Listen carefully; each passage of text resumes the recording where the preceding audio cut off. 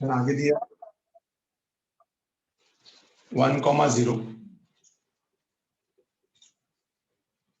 T is a parameter. T is what? T is a parameter.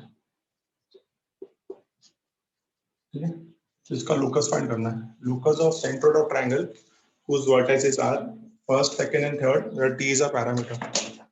Where T stands for a parameter. ठीक है, इसका value find करना है. ठीक है, तो बहुत सिंपल तरीके से ध्यान देंगे हम लोग. Centroid, you all know that. ठीक है, तो हम लोग को वहाँ पे तीनों की तीनों ट्रायंगल के वर्टिसेस दिए. The very first vertices we got as A, triangle का नाम ABC दे देते हैं हम लोग, ABC. तो ये कितना दिया है? A cos T, A sin T. ये हो गया मेरा A. B कितना दिया है? B sin T, B cos T. Sir दिया है B sin T, minus B cos T, B cos T. और C भी आपको 1,0. A, B और C हम लोग को दिया गया है. ठीक है, अब आपको क्या बोला है कि इसका जो सेंट्रॉइड है वो कहाँ पे लाई करेगा. ऑब्वियसली इसका सेंट्रॉइड G होता है, तो G जो है वो कहाँ पे लाई करेगा, G का लोकस क्या होगा, तो G कहाँ पे लाई करेगा ये बताना है हम लोग को. हम लोग को क्या करना होगा, G को हम लोग क्या लेंगे, यहाँ पे H कॉमा के लेंगे. मैंने पहले बताया था सेंट्रॉइड को हम लोग H कॉमा के बोलते हैं. तो G को क्या लेंगे हम लोग, यहाँ पे G को हम लोग ने H कॉमा के ले लिया. तो सेंट्रॉइड फॉर्मूला लगा के इक्वेशन जो है किसके टर्म्स में आना चाहिए, H और के टर्म्स में आना चाहिए. कल ही सिखाया था मैंने आपको. जिसका भी लोकस निकाल रहे हो आंसर उसके वेरिएबल फॉर्म में आना चाहिए. आप लोकस यहाँ पे सेंट्रॉइड का निकाल रहे हो तो आपका आंसर H और के फॉर्म में आना चाहिए. आप लोकस किसका निकाल रहे हो, सेंट्रॉइड का निकाल रहे हो तो आपका आंसर किसमें आना चाहिए, H और के फॉर्म में आना चाहिए. ठीक है, तो A है मेरे पास, B है मेरे पास, C है मेरे पास. सेंट्रॉइड फॉर्मूला बताइए भाई. सेंट्रॉइड फॉर्मूला H कितना हो जाएगा, x1 + x2 + x3/3. x1 कितना मेरा A cos T + B sin T, A cos T + B sin T + 1/3. ये हो गया मेरा x coordinate of centroid. k कितना होगा मेरा, k होगा y1 + y2 + y3/3. तो A sin T - B cos T + C/3. तो 3 लिखना जरूरत नहीं है. ठीक है, इधर लेके जाते हैं कितना हो जाएगा, ये हो जाएगा 3h. 3h = A cos T + B sin T + 1. तो +1 भी यहाँ पे लेके जाते हैं, तो +1 यहाँ पे कितना आएगा, -1 हो जाएगा. therefore 3h - 1. ठीक है, और ये कितना है, अप्रोक्सीमेट करके 3k. तो 3k = A sin T - B cos T. कल ही मैंने आपको सिखाया था कि जब भी आप लोकस निकालते हो तो आप क्या करते हो, पैरामीट्रिक पॉइंट्स को निकालने की कोशिश करते हो. तो यहाँ पे पैरामीटर कौन है, T है. तो मुझे T को कैसे भी गायब करना है. और मैंने बताया था साइन और कॉस आ रहे क्या करते हैं, स्क्वायरिंग एंड एडिंग. तो स्क्वायरिंग एंड एडिंग किया तो क्या मिलेगा, पहले को स्क्वायर करो कितना मिलेगा, 3h - 1 का होल स्क्वायर. दूसरा पहले का square LHS square = RHS square. RHS square कितना होगा, A² cos² T + 2AB cos sin T + B² sin² T. जो क्या पहला फर्स्ट का स्क्वायर, दूसरे का स्क्वायर निकालो कितना आएगा, 3k का whole square. 3k² = A² sin² T - 2AB cos sin T + B² cos² T. ठीक है ना. जैसे मैंने इसको ऐड किया, स्क्वायर हो गया, ऐड करना बाकी, तो टर्म कट हो गया. कितना मिलेगा आपको यहाँ पे फाइनली, 3h - 1 का होल स्क्वायर + 3k का होल स्क्वायर = इधर हो गया आपका A² और इधर हो जाएगा आपका B², जहाँ पे हम लोग आइडेंटिटी का वैल्यू 1 पुट कर रहे हैं. तो H और K का ओरिजिनल वैल्यू डालो तो कितना आएगा, H का ओरिजिनल वैल्यू कितना है, x.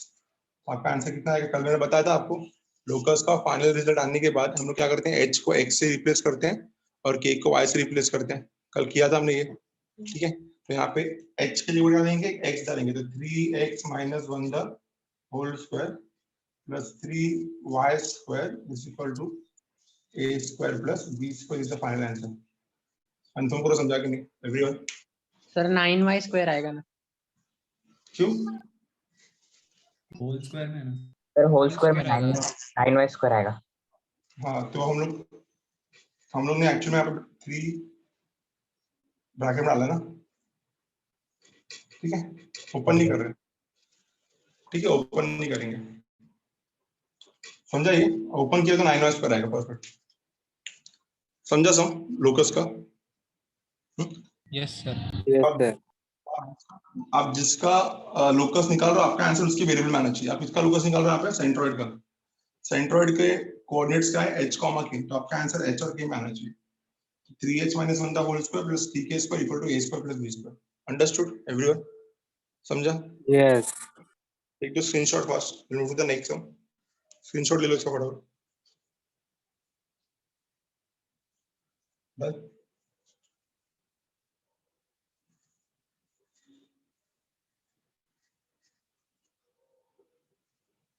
ये जेडब्ल्यू का पास्ट ईयर क्वेश्चन रिपीटेड है, ठीक है, पेपर में आ चुका है। एक्सपेक्ट करो ऐसे क्वेश्चन से पेपर में, क्योंकि लेवल कहीं ना कहीं इजी रहेगा पेपर का, आप लोग के जो पर्टिकुलर है उसका, ठीक है। तो स्टार्ट करते हैं आगे, मूव करेंगे नेक्स्ट सम पे, सम नंबर सेकंड। ये भी लोकस का ही है, ये सम मैं सिखाऊंगा, अगला सम आप लोग करोगे। आपको दिया है a and b are 2 points. a दिया आपको 2, -3 और b दिया है -2, 1। ये कितना दिया? a दिया है 2, -3 एंड b दिया है -2, 1, ठीक है। So a and b be the vertices of triangle ABC. Be the vertices of triangle ABC. If the centroid of the triangle, if the centroid of this triangle, if the centroid of this triangle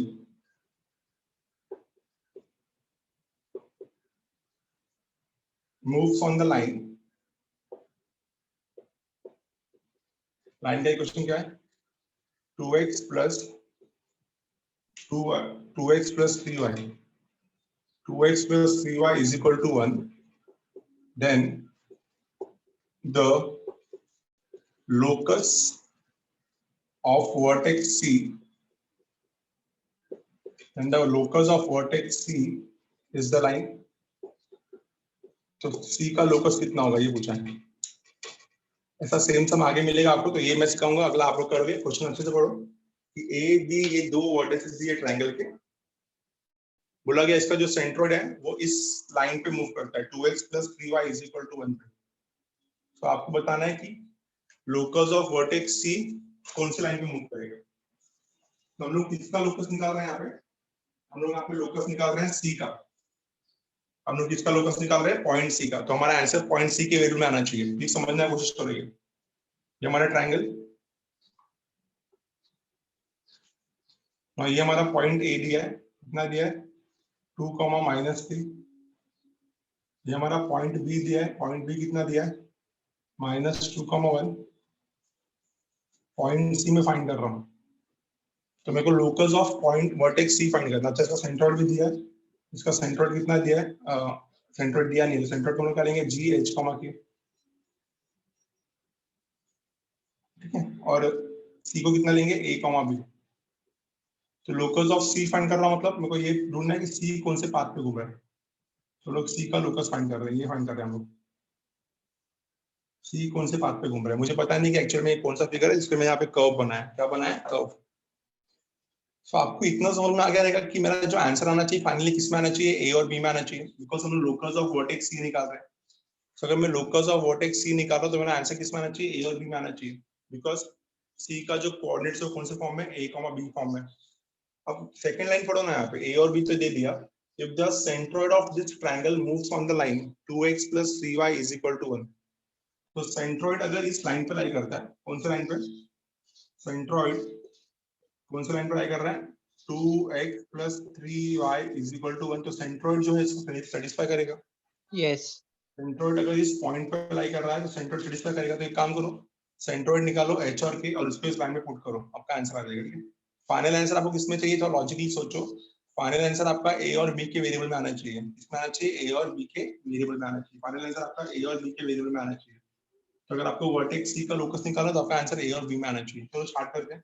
use the formula of centroid. क्या आएगा, h is equal to x1 plus x2 plus x3 by 3. So 2 minus 2 plus a upon 3 जो कि हमारा h, and k is equal to minus 3 plus 1 plus b upon 3.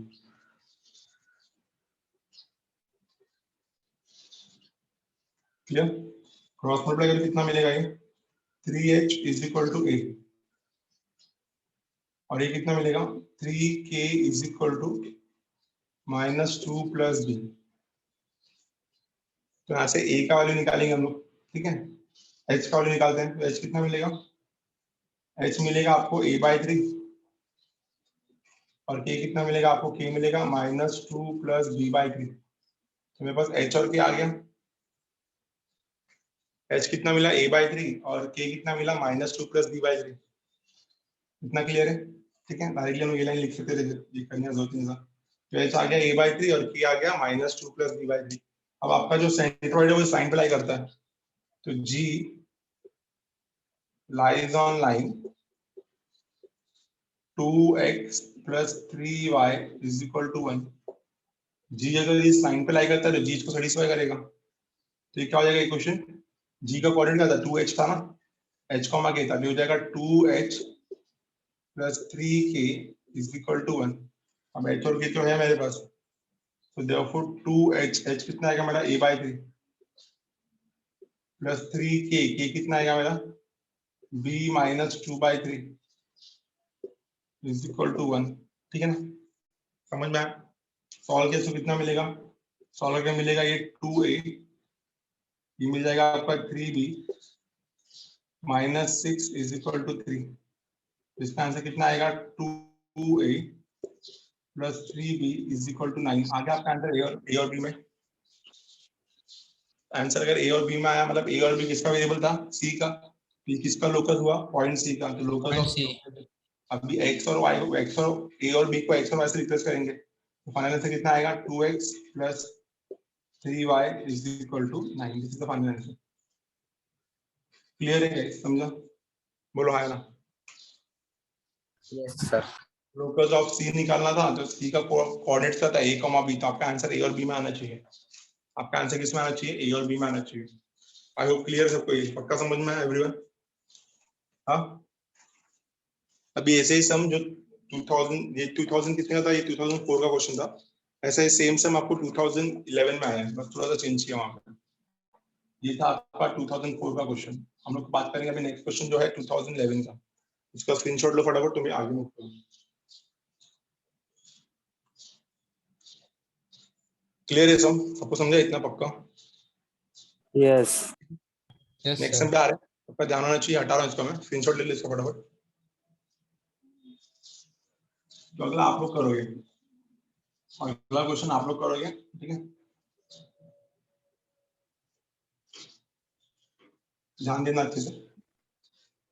Some number 3 आज का जो है 2011 का, ठीक है। ए दिया आपको 2,3, ये दिया है 2,-3 एंड बी दिया आपको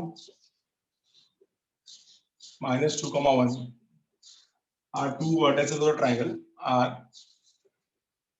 two vertices of triangle ABC, of triangle ABC, and third vertex, the third vertex है इसका, and third vertex moves on the line, and third vertex moves on the line 2x plus 3y is equal to 9.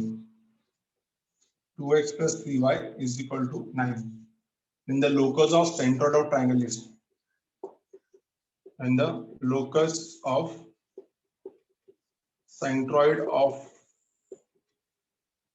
triangle is, when the locus of centroid of triangle is, उल्टा question है पीछे का, ये आपका 2011 का है, तो आप पढ़ लो अच्छे से और आंसर निकालो।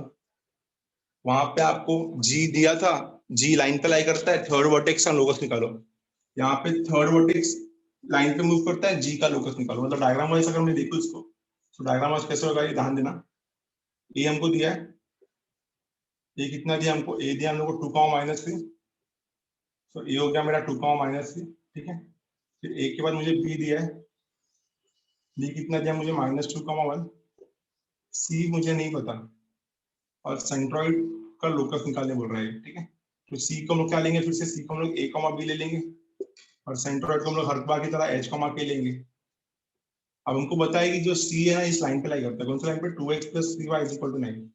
तो c lies on this locus, 2x + 3y = 9। तो हम लोग सेंट्रॉइड फॉर्मूला यूज करेंगे और a और b का वैल्यू निकालेंगे। तो जब मैं a और b का वैल्यू निकालूंगा तो a और b इस लाइन पे लाई करता है, इसको सेटिस्फाई करेगा। तो आपका जो सेंट्रॉइड है वो कौन से लोकस पे लाई करता है ये पूछा है, सेंट्रॉइड का लोकस पूछा है, locus of centroid.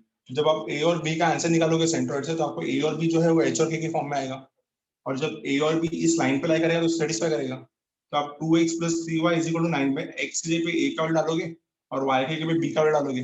Gate the answer, बताओ सेंट्रॉइड का लोकस क्या है। The answer, final answer will be in terms of h and k। क्यों? Because we are looking for the locus of centroid.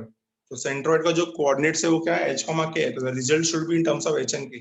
तो आपको ये लॉजिक याद रखना है कि मैं किसका सेंट्रॉइड निकाल रहा हूँ और मैं किसका लोकस निकाल रहा हूँ। मैं सेंट्रॉइड का लोकस निकाल रहा हूँ। सेंट्रॉइड का कोऑर्डिनेट्स क्या है, सेंट्रॉइड का कोऑर्डिनेट्स है h, k। तो फाइनल आंसर किसमें आना चाहिए, h और k में आना चाहिए। स्टार्ट सॉल्विंग फास्ट, सॉल्व करो। Sir, 2x 3y = 1. Sir 2x + 3y = 1। Yes, sir. ठीक है. परफेक्ट है। तो ये पिछले वाले सम का उल्टा था, वहां पे जो क्वेश्चन दिया था यहाँ पे आंसर है। यस करने दो बाकी लोगों को भी। The result in terms of h and k। हाँ हाँ, ये कौन है? इनका फोटो कैसे आ गया? फेमस हो गए।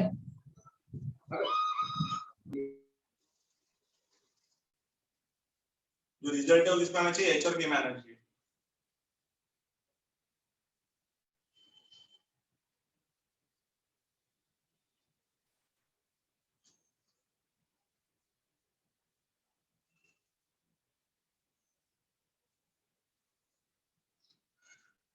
हो गया रहेगा सबका।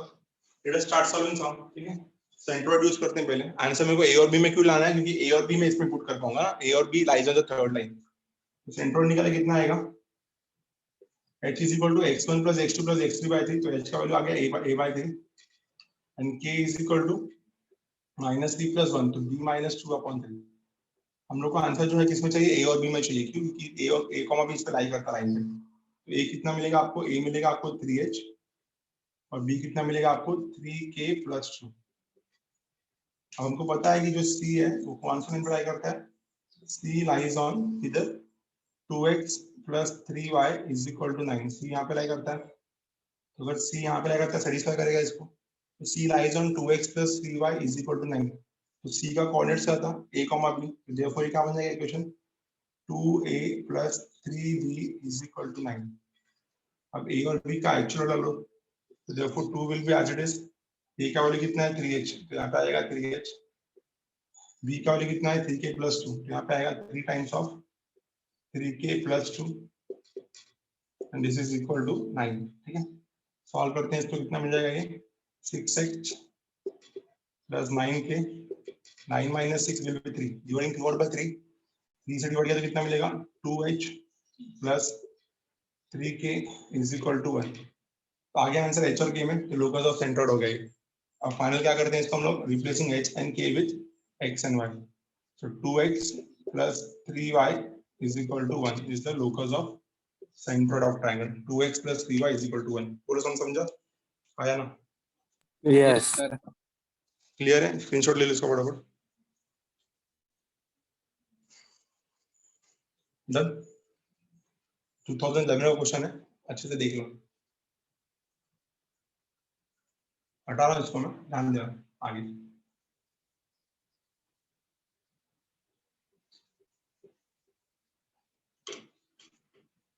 नेक्स्ट क्वेश्चन है 2012 का, ध्यान देना, क्वेश्चन नंबर 4। आपको ट्राई करना है, कोऑर्डिनेट ज्योमेट्री पे ही है। If the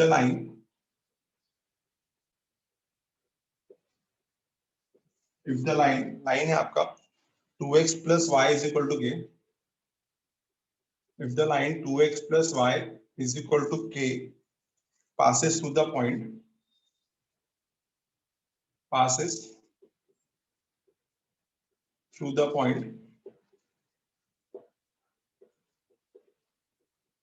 if the line 2x plus y is equal to k passes through the point which divides the line segment, which divides the line segment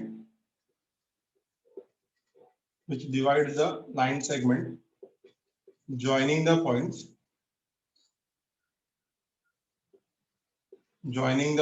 which divides the line segment joining the points क्या मेरा 1,1 and 2,4, joining the points 1,1 and 2,4 in the ratio 3:2. In the ratio 3:2, then what is the value of k? Then k is equal to, the very first option है 29/5, second option है यहाँ पे 5, third option है 6 और fourth option है आपका 11/5। ठीक है, क्वेश्चन पढ़ो चलिए। अगर एक लाइन है जो एक पॉइंट से पास हो रहा है, वो आपके सेगमेंट 1,1 और 2,4 को इन द रेशियो 3:2 में डिवाइड करता है, तो ये लाइन है। तो लाइन जो है, ये लाइन ले लिया मैंने, ठीक है। तो लाइन का इक्वेशन क्या रहेगा? लाइन का इक्वेशन रहेगा 2x plus y is equal to k, ठीक है ना। ये लाइन है मेरा, लाइन हो गया मेरा 2x plus y is equal to k। एक पॉइंट से पास हो रहा है, पासेस थ्रू द पॉइंट, मान लो कि इस पॉइंट से पास होता है और ये इस सेगमेंट को डिवाइड कर रहा है इन द रेशियो 3:2। तो जो सेगमेंट है वो कौन से पॉइंट से बना है? सेगमेंट 1,1 से जुड़ा हुआ है और 2,4 से जुड़ा हुआ है। सेगमेंट 1,1 और 2,4 से जुड़ा हुआ है। तो इस सेगमेंट को ये लाइन कौन से रेशियो में डिवाइड कर रहा है? इस सेगमेंट को ये लाइन डिवाइड कर रहा है 3:2 में। तो बताओ k का वैल्यू क्या होगा?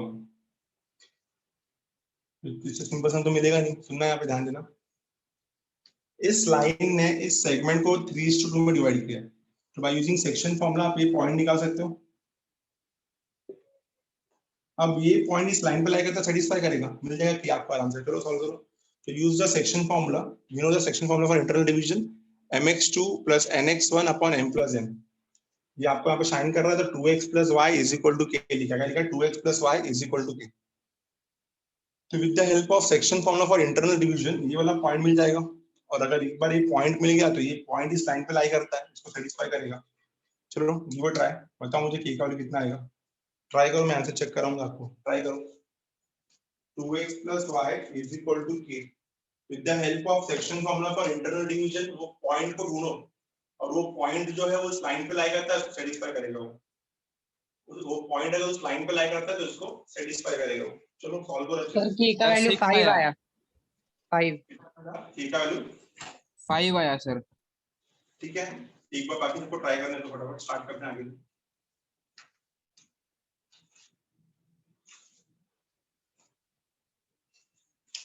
आंसर चेक करके बता रहा हूं मैं। सम नंबर 23 सर 6 आ रहा है आंसर। 6 आएगा, 6 पीछे 6 दिया है, पीछे भी 6 ही दिया है। चेक करो अच्छे से जिनको भी। यस सर 6 आ रहा है। ठीक है, 6 आएगा।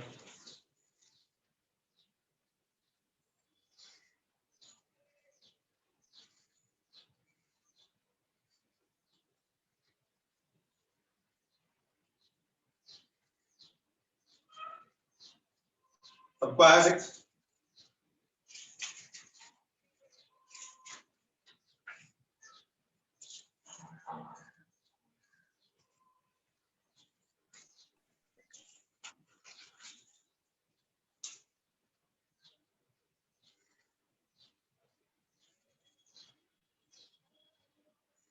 चेक करते हैं आंसर। पर ध्यान होना चाहिए बोर्ड पे।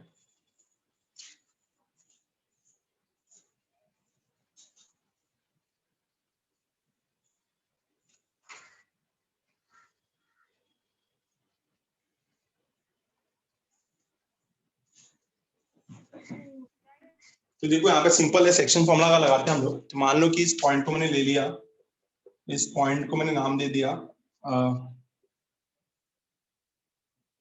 कुछ भी नाम दे सकते हैं इसको हम लोग, नाम दे देते हैं इसको सी, ठीक है, सी बोल दिया मैंने, इसको ए बोल दिया, तो ये बी हो जाएगा, तो ये हो जाएगा सी। अब सी ढूंढ रहा हूँ मैं, तो सी कितना मिलेगा, सी मिलेगा हमें formula mx2 plus nx1 upon m plus n, so 3 into 2 mx2 plus nx1 upon m plus n, ठीक है। यहाँ पे भी आएगा mx2 my2 plus ny1 upon m plus n, clear है। सॉल्व किया तो कितना मिलेगा, c is equal to 6 plus 2 by 5, 6 plus 2 by 5 आएगा 8 by 5, और यहाँ पे कितना मिलेगा 12 plus 2 by 5 is 14 by 5। आपको c कितना मिला 8 by 5 और 14 by 5। अभी c जो है इस लाइन पे लाई करता है, सेटिस्फाई करेगा उसको, तो c lies on line, कौन सी लाइन पे लाई करता है c lies on line 2x plus y is equal to k। तो c अगर इस पे लाई करता है इसको सेटिस्फाई करना चाहिए, तो सेटिस्फाई कराते हैं। therefore 2x कितना आएगा मेरा, x के पे आएगा 8 by 5, तो 2 into 8 by 5 प्लस y कितना है मेरा 14 by 5 is equal to k। Solve करके k मिलेगा 30 by 5, 30 by 5 कितना होता है 6, तो the value of k is 6। Easy question था ये, ठीक है। The value of k is 6। Clear हुआ सम, बोलो समझा, आया ना। Yes, sir. स्क्रीनशॉट ले लो फटाफट, आगे मूव करेंगे, हटा रहा इसका मैं। सो k is equal to 6, ये क्वेश्चन था 2012 का, 2012 कोऑर्डिनेट ज्योमेट्री होता है, ठीक है। आगे हटा रहा हूँ इसको, हटा रहा हूँ, ध्यान दो, ठीक है।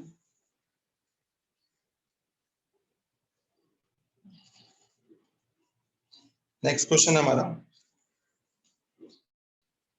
इन सेंटर के ऊपर। कल मैंने पढ़ा था इन सेंटर का formula ax1 plus bx2 plus cx3 upon a plus b plus c, ay1 plus by2 plus cy3 upon a plus b plus c, where a, b and c are the sides and x1, x2, x3, y1, y2, y3 are the coordinates of the triangle, ठीक है। The question is important question है, ध्यान देना। इन centre नहीं पूछ रहा मैं आपको इन सेंटर तो निकालना आता है मुझे पता है, कल मैंने कराया था एक सम। अभी ये अलग टाइप का क्वेश्चन है। The x coordinate of the in center मांग रहा है, क्या मांग रहा है, x coordinate of the in center, x coordinate of the in center मांग रहा है, मतलब पहला वाला फॉर्मूला यूज होगा, कौन सा, ax1 plus bx2 plus cx3 upon a plus b plus c। The x coordinate of the in center, the x coordinate of the in center of the triangle, in center of the triangle, the x coordinate of the in center of the triangle, of the in center of the triangle that has the coordinates, that has the coordinates, that has the coordinates of midpoints of its sides, of midpoints, it has the coordinates of midpoints of its sides, of midpoints of its sides, ठीक है। as क्या आएगा इसका answer, as 0, 1, 1, 1, 0, 1, 1, 1 and 1, 0 and 1, 0 is please सुनना अच्छे से question, इसका option लिखना जरूरी है समझने के लिए आपको। The option is, the very first option is 2 plus root 2, the second option is 2 minus root 2, third option is 1 plus root 2, और फोर्थ ऑप्शन रहेगा इसका 1 minus root 2। प्लीज समझना को अच्छे से। This some is from 2013। तो ये सारा सेक्शन थोड़ा ज्यादा इंपॉर्टेंट होता है क्योंकि इसमें दो क्वेश्चन आ जाते हैं, एक लोकस का, एक स्ट्रेट लाइन का। हम लोग को ना इन सेंटर का एक्स कोऑर्डिनेट मांग रहा है, क्या मांग रहा है, इन सेंटर का सिर्फ एक्स कोऑर्डिनेट। फॉर्मूला क्या रहेगा, ax1 plus bx2 plus cx3 upon a plus b plus c। अब जब मैं डायग्राम देखूंगा ना, तो डायग्राम कैसा रहेगा देखो, ये हमारा ट्रायंगल हो गया एबीसी, बट हम लोग को एबीसी नहीं दिया, हम लोग को इसके साइड्स के मिड पॉइंट्स दिए। The x coordinate of the incenter of the triangle that has the coordinate of midpoints of its sides. तो इसके जो मिड पॉइंट्स है ना वो दिया हम लोग, इसका मिड पॉइंट दिया है 0,1, फिर इसका मिड पॉइंट दिया है 0,1 के बाद इसका मिड पॉइंट दिया है 1,0, इसका मिड पॉइंट दिया है 1,1। तो हम लोग को ना साइड्स के मिड पॉइंट्स दिए, तो इन मिड पॉइंट्स की मदद से हम लोग क्या करेंगे, ए बी और सी फाइंड करेंगे, and once we get A B and C we all know how to find incenter का एक्स कोऑर्डिनेट। ठीक है, तो अपना एम क्या है यहाँ पे, we need to get A B and C. Now A को मैंने ले लिया x1, y1, b को मैंने ले लिया x2, y2, और c को मैंने ले लिया यहाँ पे x3, y3। तो once we have chosen A B and C, हम लोग को ए बी और सी फाइंड करना पड़ेगा। तीनों के तीनों वर्टेक्स जब तक नहीं मिलेंगे तब तक आप सेंट्रोइड, तब तक आप इन सेंटर फॉर्मूला नहीं लगा पाओगे। तो एक बार आपको एबीसी मिल गया तो आपको उसके बाद एबीसी का साइड्स भी निकालना पड़ेगा। ये हो जाएगा आपका साइड ए, आपको याद होगा अच्छे से, साइड ए को स्मॉल ए बोलते हैं, ये हो जाएगा साइड बी और ये हो जाएगा side C, because in centre के फॉर्मूला में एबीसी भी यूज होने वाला है। तो क्या करोगे, कैसे निकालोगे आप, सुनो, आपको यूज करना होगा मिड पॉइंट फॉर्मूला। क्या यूज करना होगा, मिड पॉइंट फॉर्मूला। कैसे यूज करोगे mid point formula, x1 plus x2 upon 2 is 0, y1 plus y2 upon 2 is 1। Mid point formula यहाँ से बनेगा x2 plus x3 upon 2 is 1, y2 plus y3 upon 0 is y2 plus y3 upon 2 is 0। फिर यहाँ से x1 plus x3 upon 2 is 1, y1 plus y3 upon 2 is 1। तो इनको सबको solve करके निकालो x1 y1 x2 y2 x3 y3, करो solve, gate the answer. मेरे को इसका आंसर बताओ सर 1 यहाँ पर भी ले सकते हैं ना, बीसी के साइड में। क्या बोल रहे हो, वापस बोलो। सर 1,1 बीसी के साइड में भी ले सकते हैं ना। 1,1 बीसी के साइड में ले सकते हैं, हाँ चलेगा, उससे कुछ फर्क नहीं पड़ता। Yes sir. मैंने एक्चुअली में क्या किया है, 1,0 को x एक्सिस पे लिया है और 0,1 को y एक्सिस पे लिया है, तो 1,1 फर्स्ट क्वाड्रेंट पे आएगा, ऐसा किया मैंने, समझा, ट्रायंगल के हिसाब से। ये राइट एंगल ट्रायंगल है, अच्छे से बनाया तो क्लियर है ना। यस सर क्लियर है। तो सॉल्व करो, टाइम लगेगा इसको। आपको ये तीनों के तीनों कोऑर्डिनेट्स फाइंड करने होंगे, and once you get all the 3 coordinates, फिर आपको क्या करना है, इन सेंटर का फॉर्मूला लगाना है।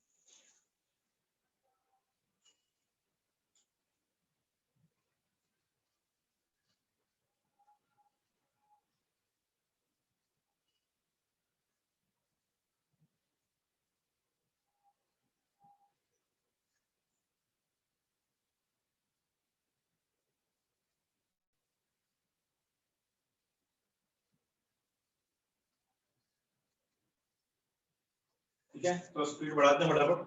ठीक है, तो यहाँ से हमको मिलेगा x1 plus x2 upon 2,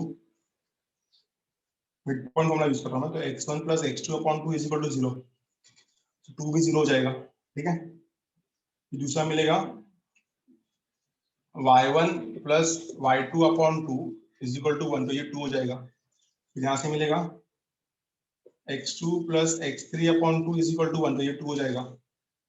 यहाँ से मिलेगा y2 plus y3 upon 2 is 0, इधर से मिलेगा x1 plus x3 upon 2 is equal to 1, ये 2 हो जाएगा, और ये हो जाएगा y1 plus y3 upon 2 is equal to 1, तो ये भी 2 हो जाएगा। ठीक है, जितना हम लोग को फॉर्मूला मिला मिड पॉइंट से, तो तीनों को ऐड करते हैं, इसको अलग से ऐड करते हैं, इसको अलग से ऐड करते हैं, तो ये कितना हो जाएगा, 2 सबके सब 2 बार है, इसको सॉल्व करोगे तो आपको मिलेगा x1 plus x2 plus x3 is equal to 4, but सबके सब 2 बार है, तो 4 से 2 डिवाइड हो जाएगा, कितना आएगा, 2 हो जाएगा। मैं घाई कर रहा हूँ यहाँ पे, समझने की कोशिश करना। x1 प्लस x, देखो ऐसा आएगा 2 times of x1 plus x2 plus x3 is equal to 4, तो 2 को वहां पे जाके डिवाइड किया तो x1 plus x2 plus x3 कितना आएगा, 2 हो जाएगा। यहाँ पे देखो y1 plus y2 plus y3 सबके सब कितने 2 बार है, तो y1 plus y2 plus y3 कितने 2 बार इक्वल टू 4, तो ये भी 2 हो जाएगा। समझ में आपको अच्छे से? इसमें भी एक एक इक्वेशन को पुट करते हैं। अगर मैंने x1 प्लस x2 को 0 पुट किया तो x3 कितना मिलेगा, 2, यहाँ से आपको x3 मिल जाएगा, x3 मिल जाएगा 2। अगर मैंने x1 और x3 को 2 पुट किया तो x2 कितना मिल जाएगा, x2 मिल जाएगा 0, तो x2 आ जाएगा आपका 0। अगर मैंने x1 और x3 को 2 पुट किया, x1 0 आएगा ना, सेकंड वाले में x1 0 आएगा। x2 प्लस x3 को 2 पुट किया तो x1 0 आ जाएगा। x1 प्लस x3 को 2 पुट किया तो x2 भी 0 आ रहा है, तो यहाँ से x2 भी 0 आ रहा है। ठीक है, same way y1 plus y2 को 2 पुट किया तो y3 कितना हो जाएगा, 0, y3 हो जाएगा 0। y2 प्लस y3 को 0 पुट किया तो y1 हो जाएगा 2। आ रहा है समझ में? y2 प्लस y3 को y2 प्लस y3 को 0 पुट किया तो y1 हो जाएगा 2। ठीक है, और y1 प्लस y3 को 2 पुट किया तो y2 विल बी 0। तो इसकी मदद से हम लोग क्या कर सकते हैं, तीनों के तीनों कोऑर्डिनेट्स निकाल सकते हैं। तो मेरा a जो था वो x1 y1 था, तो a कितना मिला मुझे 0,2, b कितना मिला मुझे, b मिला मुझे x2, y2 दैट इज 0,0, और c कितना मिला मुझे x3, y3 दैट इज 2,0। मेरे पास तीनों के तीनों वर्टाइसेस हो गए अभी। तो इसके लिए मैं 0,0, इसके लिए 2,0 लिख सकता हूँ। तो मेरा a जो आएगा वो आएगा 2 डिस्टेंस फॉर्मूला से, ये 0,0 और a 0,2, तो c भी आएगा 2। c कितना मिलेगा, c भी आपको कितना मिलेगा, 2। ठीक है, और b कितना आएगा आपका, b कितना है, a 0,2 और c कितना है 2,0, तो डिस्टेंस फॉर्मूला लगा तो √8, √8 कितना हो जाएगा मेरा 2√2। मुझे यहाँ पे साइड्स भी मिल चुका है। अब मुझे x coordinate of in centre चाहिए। क्या चाहिए, इन सेंटर का सिर्फ x कोऑर्डिनेट। आएगा फॉर्मूला इसका ax1 plus bx2 plus cx3 divided by a plus b plus c, ये है ना इन सेंटर का x कोऑर्डिनेट ना। ax1, तो a कितना है हमारा, इधर देखो a2 है, तो 2 टाइम्स ऑफ x1, x1 कितना है 0, तो 2 times of 0 plus bx2, b कितना है मेरा 2√2, तो 2√2 इंटू x2, x2 कितना है मेरा, x2 भी मेरा 0 ही है, प्लस cx3, तो c कितना है मेरा, c मेरा कितना है, यहाँ पे देखो c मेरा 2 है, तो 2 टाइम्स ऑफ स्मॉल c, तो 2 टाइम्स ऑफ x3, x3 कितना है मेरा 2 है, divided by what, a plus b plus c, so 2 plus 2 plus 2√2, यही होगा a plus b plus c। तो ऊपर सब कट हो जाएगा, कितना आएगा 4, 4/4 प्लस 2√2, इसको 2 और 2 से डिवाइड करते हैं, ऊपर भी 2 से और नीचे भी 2 से, तो कितना आएगा आपका आंसर, कॉमन निकल के आएगा 2/2 प्लस √2। तो इसका तो ऑप्शन में नहीं है, तो इसका कॉन्जुगेट लिया रहेगा, तो 2/2 प्लस का कॉन्जुगेट क्या होगा 2 माइनस √2, और नीचे भी ये आएगा 2 माइनस √2, कॉन्जुगेट पता ही रहेगा सबको। तो आपका आंसर आ रहा है 2 टाइम्स ऑफ 2 माइनस √2, और नीचे आएगा आपका a square plus b square, तो a स्क्वायर प्लस b से कितना आएगा, 2 का स्क्वायर इज 4, √2 का स्क्वायर इज 2, तो 4 माइनस 2 2 कट हो जाएगा, तो आपका फाइनल आंसर कितना आएगा 2 माइनस √2। तो option B is the correct answer. देखो समझ में आएगा, अच्छे से देखो, नहीं समझा तो पूछो मुझे। The answer is 2 minus √2। Understood everyone? Sir left hand side में x1 plus x2 plus x3 2 कैसे आया? ऐड किया तीनों को, इन तीनों को ऐड किया, फिर इन तीनों को ऐड किया, तो इन तीनों को ऐड किया तो मिलेगा 2 times of x1 plus x2 plus x3 is equal to 4। तो 2 को वहां पे लेके डिवाइड किया, समझा कि नहीं? Yes sir. क्लियर ना? 2013 का क्वेश्चन है, अच्छे से देख लो, समझा कि नहीं आप लोगों को? नहीं समझा तो प्लीज पूछो, जो भी स्टेप बाकी है वो। So the answer we are going to get is 2 minus root 2 by taking conjugate. So 2 upon 2 minus root 2 आ रहा था, तो conjugate लेंगे तो कितना आएगा? 2 minus root 2. Screenshot ले लो फटाफट इसका. We'll see the next sum. Done? Clear everyone? हटाओ इसको, सबका हो गया, समझ में आया? तो इन सेंटर फॉर्मूला तो सबको आता ही है, तो इन सेंटर निकालने बोलते तो आराम से ढूंढ लेते आप लोग। बट यहाँ पे x coordinate of in centre मांगा था, क्या मांगा था? X coordinate of in centre, ठीक है? तो इन सेंटर का सिर्फ एक्स कोऑर्डिनेट चाहिए, और थोड़ा लंबा सम था, टाइम कंज्यूमिंग टाइम लेता था ये।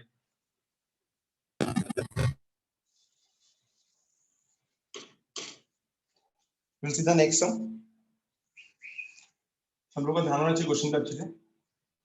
एच ए बी सी तीन वर्टिसेस दिए राइट एंगल ट्रायंगल के, तो लेट ए बी सी ये तीन वर्टिसेस है राइट एंगल ट्रायंगल के, इसके राइट एंगल ट्रायंगल। तो ए कितना दिया यहाँ पे? ए दिया आपको एच कॉमा के, ए आपको दिया एच कॉमा के, फिर बी आपको दिया है 1,1 एंड सी आपको दिया है 2,1। ए एच कॉमा के, बी 1,1 एंड सी 2,1।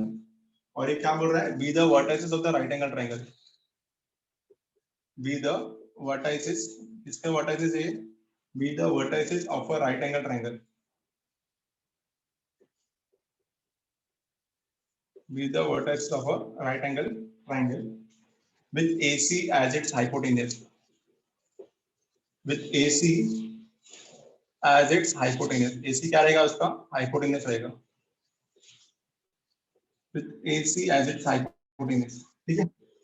आगे दिया है if the area of triangle,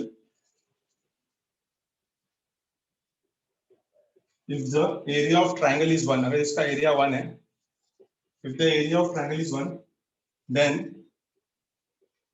set of values of k, then set of values which k can take is given by, in the set of values which k can take is, इसको option दिया set बोला है, मतलब curly bracket में दिया है, पहला value दिया है 1,3, दूसरा वैल्यू दिया है 0,2, तीसरा वैल्यू दिया है -1,3 और चौथा वैल्यू दिया है -3,-2। 2007 का क्वेश्चन है ये। तो ए बी सी एक राइट एंगल ट्रायंगल के वर्टेक्सेस है, ए सी इसका हाइपोटेनस है। इतना समझ में आ जाएगा कि आपको राइट एंगल ट्रायंगल दिया है, मतलब ऐसा कुछ रहेगा, ये रहेगा मेरा आंसर। ए सी हाइपोटेनस बोला है, तो ये ए, ये सी, ये बी। ये क्या लिया हमने? ए को लिया हमने एच कॉमा के, हाँ, बी को क्या लिया हमने 1,1 और सी को क्या लिया हमने 2,1। Here ABC, ABC with the vertices of a right angle triangle with AC as its hypotenuse। अगर इसका एरिया ऑफ ट्रायंगल 1 है, बताओ set of values of k कितना होगा? अभी कल के लेक्चर में पढ़ाया था मैंने आपको एरिया ऑफ ट्रायंगल का फॉर्मूला। तो area of triangle is equal to half of determinant of x1 y1 1 x2 y2 1 x3 y3 1। तो x1 y1 कितना हो जाएगा? hk1, x2 y2 1 कितना हो जाएगा? 1 1 1, x3 y3 1 कितना हो जाएगा? 2 1 1। सॉल्व करो इसको, एरिया आपको दिया, एरिया कितना दिया? 1 दिया है। सॉल्व करके आपको h और k का पॉसिबल वैल्यूज बताना है। Give a try. Area of triangle का फॉर्मूला यूज किया हमने, half into x1 y1 1 x2 y2 1 और x3 y3 1। सॉल्व करो फटाफट, इसका आंसर दो।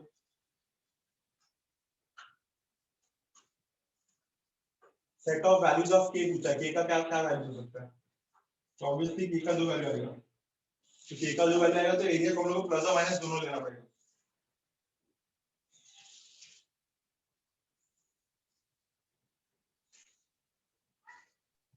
सर ये जो आपने एक्सट्रीम के रिपीट करना मन नेटवर्क इशू था। एक मिनट बोलो, क्या बोल रहा हूँ? वापस बोलो प्लीज। सर ये क्वेश्चन का जो सोल्यूशन आपने एक्सप्लेन किया वो रिपीट करो ना, वो नेटवर्क इशू था। एक मिनट इंगड़ आ रहा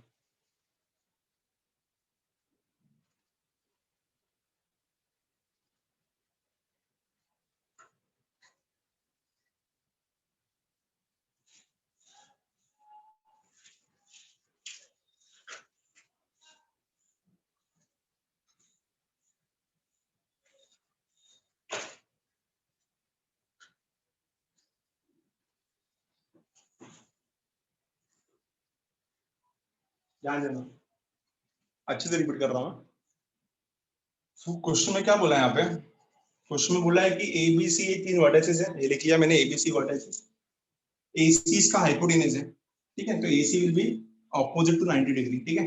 if the area of triangle is 1, अगर इस ट्रायंगल का एरिया 1 है तो बताओ K के पॉसिबल वैल्यूज क्या क्या हो सकते हैं, ठीक है। तो what are the possible values of K? अब हमको पता है कि एरिया का जो फॉर्मूला है, एरिया ऑफ ट्रायंगल का फॉर्मूला है half into base half into determinant formula x1 y1 1 x2 y2 1 x3 y3 1, कल पढ़ाया था मैंने।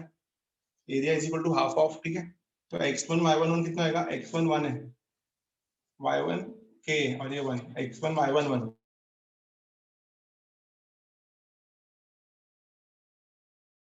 ट्रायंगल का फॉर्मूला। अब इसको एक्सपांड करेंगे तो हमारा आंसर आ जाएगा। नाउ आपको पता है कि जो डिटरमिनेंट होता है वो पॉजिटिव भी होता है और नेगेटिव भी होता है। हमने पढ़ा था डिटरमिनेंट कैन बी पॉजिटिव और एज वेल एज नेगेटिव। तो a का वैल्यू कितना है? a का वैल्यू 1 है। If the area of triangle is 1, so 1 is equal to half of कितना आएगा? h k 1 1 1 1 2 1 1। इस 2 को वहां पे लेके जाओ, 2 को वहां पे लेके जाएंगे कितना आएगा? 2 हो जाएगा। तो इसको हम लोग 2 नहीं डालेंगे, इसको हम लोग प्लस और माइनस 2 डालेंगे। क्यों? क्योंकि एरिया पॉजिटिव भी होता है और नेगेटिव भी होता है। डिटरमिनेंट ओपन करेंगे तो डिटरमिनेंट का वैल्यू प्लस भी हो सकता है माइनस भी हो सकता है ना, हमने पढ़ा था determinant can be positive as well as negative. तो जब भी आपको डिटरमिनेंट का वैल्यू दिया जाएगा ना तो उसको प्लस और माइनस दोनों लेते हैं हम लोग। तो यहाँ पे इस डिटरमिनेंट का वैल्यू कितना दिया था? 1 दिया था, तो हम लोग को उसको प्लस 1 भी लेना पड़ेगा और माइनस 1 भी लेना पड़ेगा, because determinant can be positive as well as negative both. Determinant दोनों वैल्यू होल्ड करता है। तो ये 2 वहां पे गया तो कितना हो गया? प्लस और माइनस 2 हो जाएगा आपका प्लस और माइनस 2, ठीक है। अब यहाँ पे क्या करेंगे हम लोग? इस डिटरमिनेंट को एक्सपांड करेंगे। तो इस डिटरमिनेंट को एक्सपांड करके कितना आएगा? h टाइम्स ऑफ 1 माइनस 1, ठीक है। फिर माइनस k टाइम्स ऑफ कितना आएगा? 1 माइनस 2, फिर आएगा 1 टाइम्स ऑफ डिटरमिनेंट एक्सपांड करो, क्या आएगा फिर से? 1 माइनस 2, ठीक है। तो क्या आ रहा है आपका आंसर? प्लस और माइनस 2 इज इक्वल टू, ये तो 0 हो गया, ये हो जाएगा माइनस ऑफ माइनस के k और ये हो जाएगा आपका माइनस 1। तो दो बार इसको लोग लिखेंगे, एक बार 2 एक बार माइनस 2। सो k माइनस 1 2 भी हो सकता है, या तो k माइनस 1 माइनस 2 भी हो सकता है, दो वैल्यू हो सकता है इसका। तो एक जगह पे मिलेगा आपको k इज इक्वल टू 3 और दूसरी जगह पे मिलेगा आपको k is equal to minus 1। तो k का जो पॉसिबल सेट आया कितना आया? एक आया 3 और एक आया minus 1। As per the option हम लोग बोल सकते हैं माइनस 1 और 3, ऑप्शन सी। नहीं समझा? नहीं समझा? समझा सर। क्लियर है? सब कोऑर्डिनेट ज्योमेट्री के सम से है, ज्यादा वो नहीं ले रहा हूँ मैं, ठीक है। स्क्रीनशॉट ले लो इसका बराबर।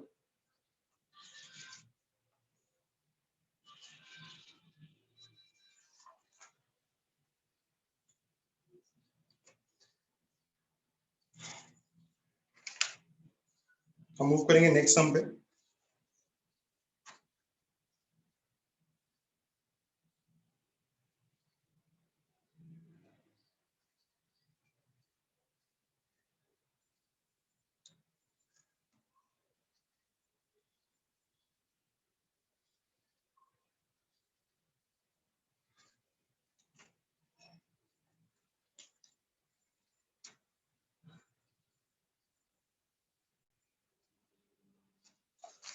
लास्ट सम रहेगा, ध्यान देना, हटाना इसको।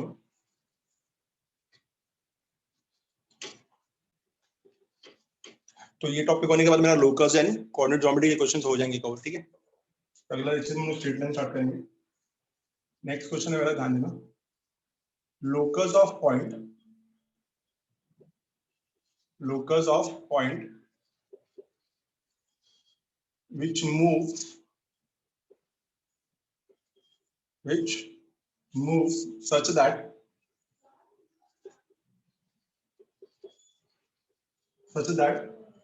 the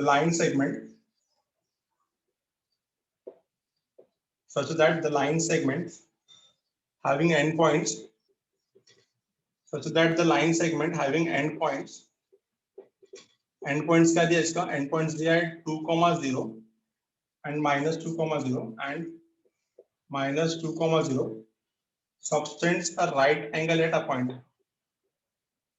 subtends a right angle at that point, subtends a right angle at that point is locus of point which moves such that the line segment having endpoints 2,0 and -2,0 subtends a right angle at that point, subtends a right angle at that point, ऐसा कुछ दिया आपको। So हम लोग को यहाँ पे क्या निकालना है, लोकस ऑफ पॉइंट, एक ऐसा पॉइंट निकालना है जो इस लाइन से मूव करने के बाद राइट एंगल ट्रायंगल बना रहा है। क्या बना रहा है? Right angle triangle, substance right angle at that point. मतलब कैसा होगा देखो, ये आपका ए हो गया और ये आपका बी हो गया, ठीक है। ए कितना दिया है -2,0 और बी कितना दिया है 2,0, ठीक है। तुमको इतना पता है कि दोनों के दोनों कोलिनियर होंगे, दो पॉइंट्स हमेशा कोलिनियर होते हैं, बट ये दोनों के दोनों एक से लाइन करेंगे, इतना समझ में आया। तो ए हो गया -2,0, बी हो गया 2,0। हम लोग क्या निकाल रहे हैं, हम लोग लोकस निकाल रहे हैं ऐसे पॉइंट का जो आपको राइट एंगल ट्रायंगल देगा, ठीक है। तो हम लोग को पता है कि इसको राइट एंगल ट्रायंगल बनाना है तो ऐसा होना चाहिए। तो हम लोग लोकस इसका निकाल रहे हैं, इसका निकाल रहे हैं, तो ये हो जाएगा मेरा पॉइंट ए बी सी। किसका लोकस निकाल रहे हैं हम लोग? पॉइंट ए का लोकस निकाल रहे हैं, ठीक है। तो पॉइंट ए को हम क्या लेंगे? पॉइंट ए को हम लेंगे एच कॉमा के, पॉइंट ए को क्या लेंगे हम लोग? एच कॉमा के। अब क्लियरली बोला है हमको यहाँ पे, तो अच्छे से सोचो क्या बोला है क्लियरली कि एच कॉमा के जो पॉइंट है, locus of point which move such that the line segment having and points -2,0 and 2,0 substance right angle. कितना है, क्या बना रहा है? राइट एंगल ट्रायंगल बना रहा है, सबस्टेंस राइट एंगल, ठीक है। तो मुझे पता है कि अगर राइट एंगल बना रहा है तो इसका दो तरीका है, या तो पाइथागोरस अप्लाई करो या तो स्लोप यूज करो। तो आप पाइथागोरस यूज करोगे तो ab² + bc² = ac², तो उससे भी आपको मिल जाएगा आंसर, ठीक है। ab² + bc² = ac², उससे भी आपका आंसर आ जाएगा। या जो सबसे इजी तरीका है कि ab जो है वो bc को परपेंडिकुलर है, ab is perpendicular to bc। अगर आप इसको कोऑर्डिनेट से करना चाहते हो तो पाइथागोरस यूज करना पड़ेगा, और अगर आप इसको स्ट्रेट लाइन से करना चाहते हो तो ab is perpendicular to bc। तो अगर ab bc को परपेंडिकुलर है तो हमको इतना हमने पढ़ा था, when two lines are perpendicular the product of the slope is -1।